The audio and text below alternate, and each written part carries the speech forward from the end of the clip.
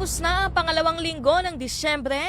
Wala pa ring 13th month pay. Ay hindi, may paramdam na ba ang mga boss kung kailan ibibigay ang 13th month pay? Iyan po yung nakasulat sa script ha, hindi ko po yung kasalanan.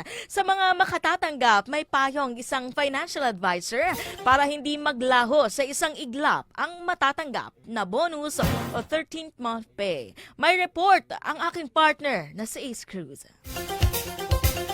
Kaya't ibigay mo na ang aming Christmas bonus. Yan ang mensahe ng gas station supervisor na si Joanne sa kanyang amo ngayong panahon na naman ng bigay ng 13th-month pay at bonus sa ilan. Hindi pa man niya ito natatanggap, nakaplano na ang pupuntahan nito.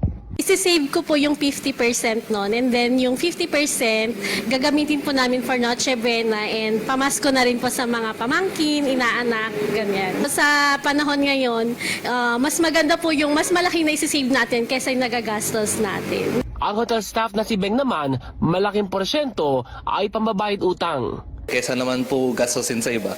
Tapos pagdating ng January, babayaran na noon ulit. So, mas iisipin ko na siguro yung bayaran na ngayon. At least sa January, wala nang iisipin. Hindi man kalakihan ang inaasahan, okay na niya ito kaysa wala. Kumbaga, sabi nga nila sa Ilocano, dakil na banag.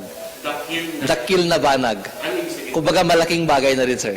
Ayon sa Department of Labor and Employment Adole, sangayon sa batas, karapatan ng mga manggagawa na makatanggap ng 13th-month pay at dapat maibigay ito hanggang December 24 o bisperas ng Pasko. Sakop nito ang lahat ng uri ng empleyado basta't nakapagtrabaho na sa loob ng isang buwan. Para makompute ang halaga ng 13th month, i-add ang kabuang sahod na natanggap sa buong taon at i-divide ito sa 12. Payo ng modern breadwinner at financial advisor na si Geraldine, huwag padalos-dalos sa paggastos ng 13th month pay.